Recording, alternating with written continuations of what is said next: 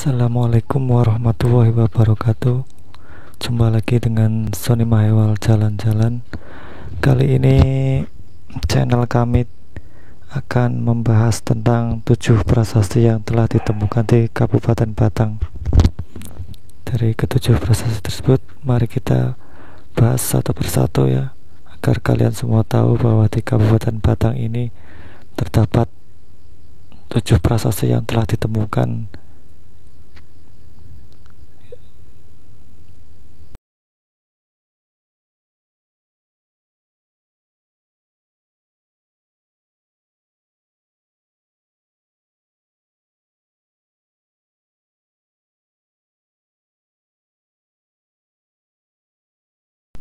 Letak geografis Kabupaten Batang berada di pantai utara Pulau Jawa dan berada pada jalur utama yang menghubungkan Jakarta Semarang dengan luas 7.886.416 hektar yang terbagi atas wilayah pantai, daratan rendah dan dataran tinggi atau pegunungan.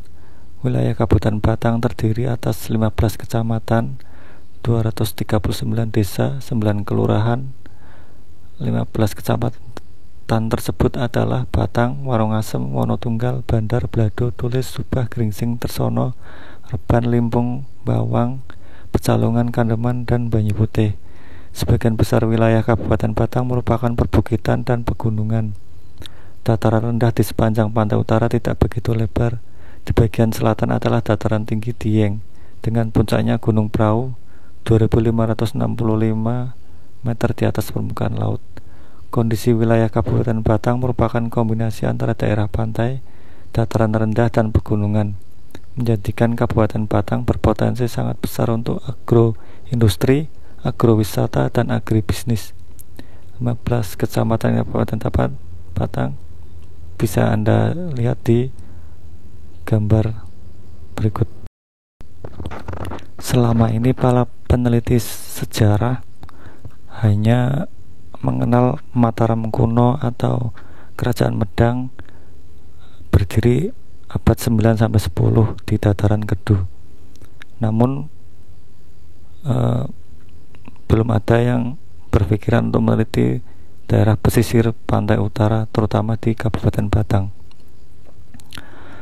Beberapa ahli dari dalam maupun luar mengarahkan teori bahwa Batang sebagai salah satu pintu masuk peradaban Hindu dan Buddha. Dapat kita ketahui, Dieng dan Batang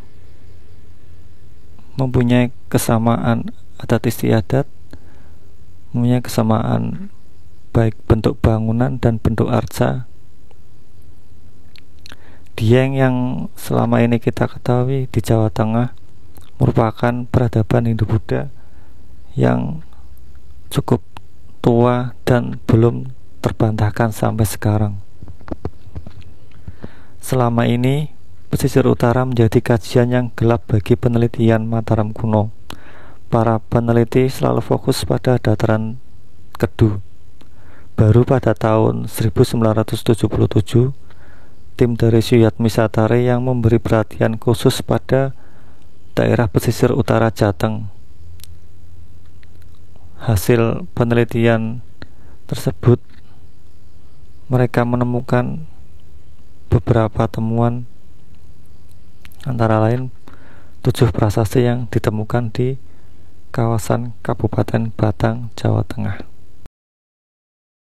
Baik, untuk prasasti yang pertama adalah prasasti Bendosari atau prasasti Balai Kambang. Prasasti ini ditemukan di dekat mata air atau petirtaan di Balai Kambang, yang lokasinya terdapat di Desa Sidorejo, Kecamatan Gringsing, terletak di tepi pantai sebelah mata air atau petirtaan, tidak jauh dari muara Sungai Kuto di Gringsing. Prasasti ini diperkirakan berasal dari abad ke-7 atau ke-8 dan berisi pujian terhadap mata air. Saat ini prasasti ini disimpan di Museum Ronggowarsito, Jawa Tengah. Untuk terjemahan isi dari prasasti Bendosari atau Balai Kambang ini menurut Arlo Griffiths, yaitu kehidupan di bumi kekal atas pria dengan kekuatan dewa yang tak tertandingi, yang telah mempersembahkan air yang jernih dengan namanya. Berikutnya untuk prasasti yang kedua adalah prasasti Banjaran. Prasasti ini ditemukan di Dukuh Banjaran, Desa Semampir, Kecamatan Rban. Diduga prasasti ini sama dengan prasasti Sojomerto. Isi dari prasasti Banjaran ini masih belum diketahui secara jelas karena kondisi dari tulisan yang terdapat di prasasti tersebut sudah banyak yang aus, hanya sedikit saja yang bisa terbaca dan belum bisa diterjemahkan karena hanya beberapa penggalan kata saja. Prasasti berikutnya adalah prasasti Sojomerto. Adalah sebuah tulisan sejarah peninggalan budaya klasik yang ditemukan di Desa Sojomerto, Kecamatan Rban, Kabupaten Batang. Tepatnya prasasti ini ditemukan di kebun kopi milik Bapak Salman almarhum oleh masyarakat sekitar tahun 1940-an. Prasasti Sojomerto berbahan batu andesit, memiliki ukuran 48 cm, tebal 7 cm, dan tinggi 78 cm. Berisikan 11 baris dengan menggunakan huruf bahasa Pallawa. Dan prasasti Sojomerto dapat memperkuat dugaan Purbacaraka yang mengungkapkan bahwa di Jawa Tengah hanya ada satu dinasti Sailendra, yang pada mulanya dinasti ini beragama Siwa, kemudian meninggalkan kepercayaan anak moyangnya yang memeluk agama Buddha Rakai Pikatan.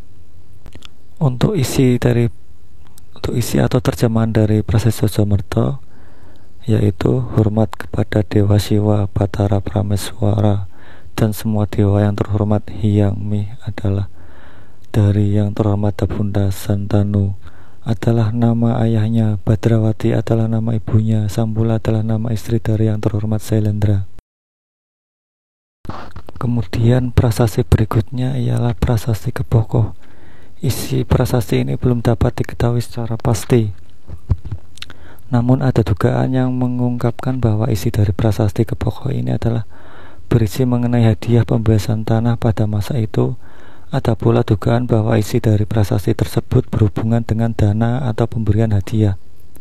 Dugaan lain yang muncul diungkapkan oleh Suhaidi dan Soekarto tahun 1986 dalam tulisan yang berjudul Laporan Penelitian Epigrafi Jawa Tengah, yang mengungkapkan bahwa dua prasasti penting berkenaan dengan Sailendra di Batang. Disebutkan bahwa dari segi historis prasasti Kebokoh sangat penting karena berkaitan dengan nama dinasti Sailendra yang diduga berasal dari luar Jawa.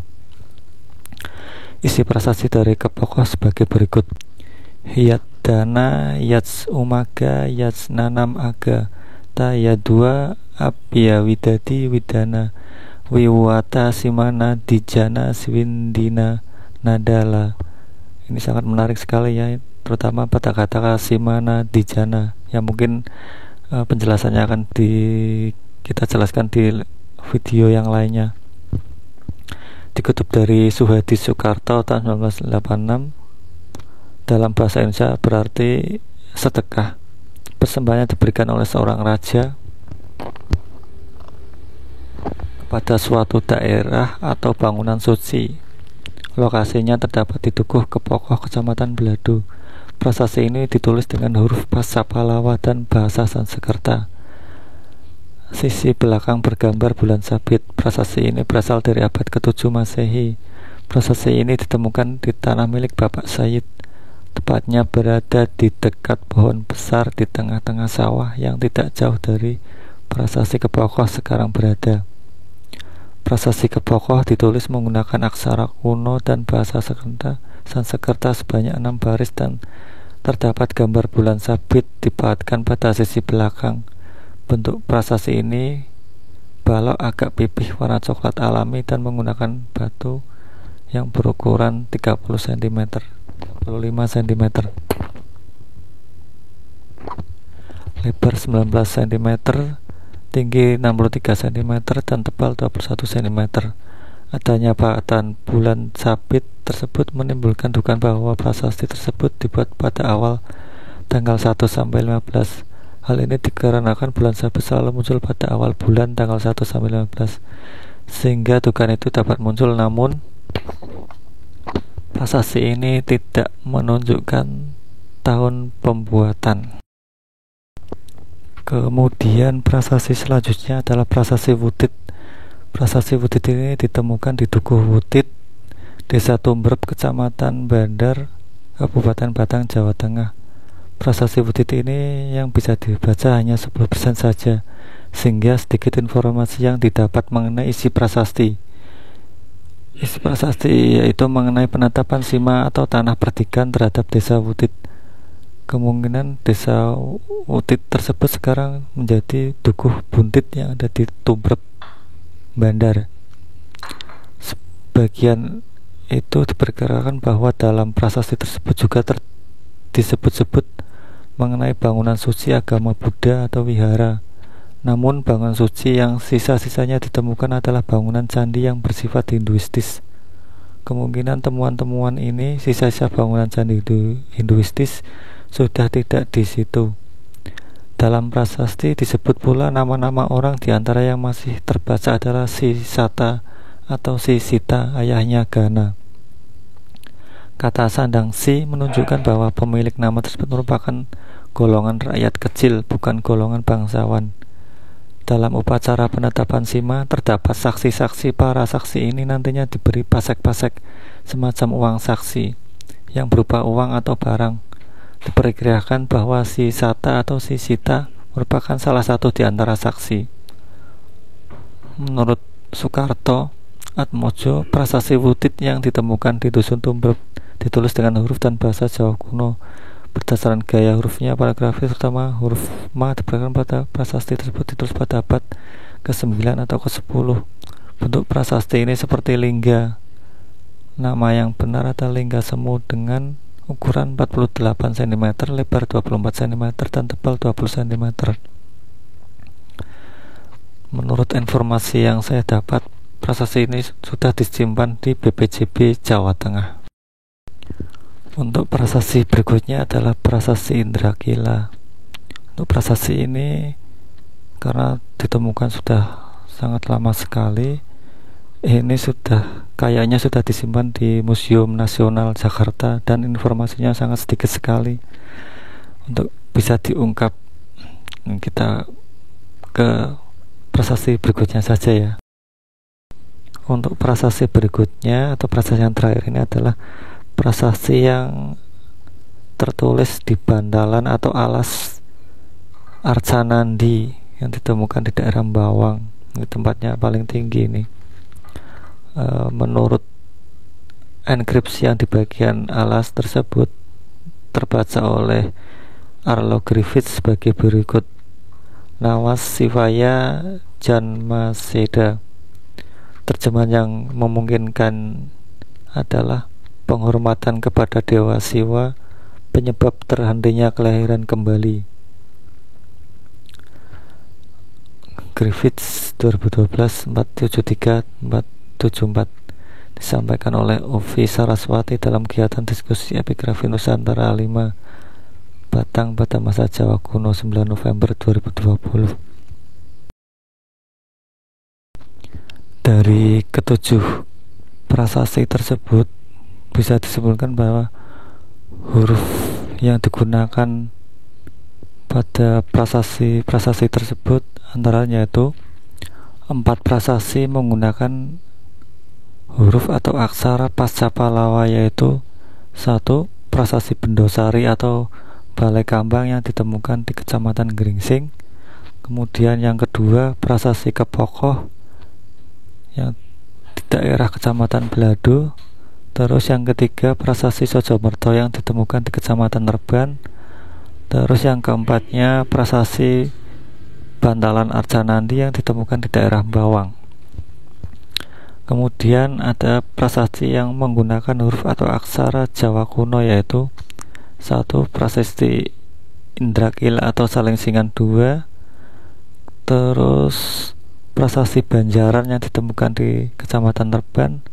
Sedangkan 1 prasasti prasasti Wutit yang ditemukan di Desa Tumbrep, Kecamatan Bandar, masih diragukan jenis huruf atau aksara apa yang tertulis di prasasti tersebut, karena memang kondisi prasasti tersebut sudah sangat aus dan sedikit sekali yang bisa dibaca. Kemudian dari segi bahasa, terdapat 4 prasasti yang berbahasa Sanskerta, yaitu 1. Prasasti Bendosari atau Balai Kambang Gringsing, 2. Prasasti Kepokoh Mlado, 3. Prasasti Banjaran Reban, 4. Prasasti Arcanandi Bawang. Ada juga prasasti yang berbahasa Melayu kuno, yaitu prasasti Sojomerto Reban. Yang berikutnya prasasti yang berbahasa Jawa kuno, 1, yaitu prasasti Indrakila atau Salengsingan 2. Kemudian yang prasasti Wutit atau tidak diketahui secara pasti ya bahasa yang digunakan dan aksara yang digunakan, karena hanya sangat sedikit sekali. Ada juga ya ahli yang berpendapat ini itu ya, tapi ya karena masih meragukannya, lebih baik kita simpulkan tidak terbaca saja. Untuk kesimpulannya, dari analisa paleografi dapat disimpulkan bahwa wilayah Kabupaten Batang dan sekitarnya merupakan wilayah yang lebih tua daripada Kerajaan Medang atau Mataram kuno Hindu-Buddha di dataran Kedu. Prasasti Sojomerto yang berangkat tahun 725 Masehi menunjukkan angka tahun yang lebih tua dibanding prasasti-prasasti yang ditemukan di pusat Kerajaan Medang di dataran Kedu, yaitu prasasti Kalasan yang berangkat tahun 778 Masehi.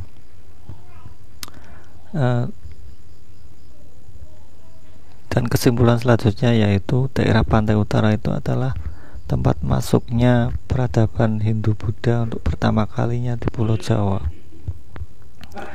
Oke kawan-kawan semua, demikian penjelasan yang dapat saya sampaikan. Kurang lebihnya mohon maaf apabila ada kesalahan yang tidak saya sengaja, atau mungkin ada ilmu yang baru yang ditemukan yang belum saya ketahui, mungkin bisa disampaikan melalui kolom komentar.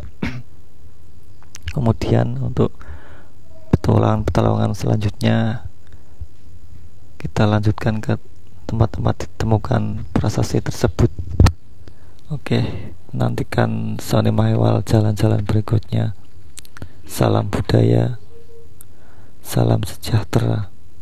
Wassalamualaikum warahmatullahi wabarakatuh. Dadah.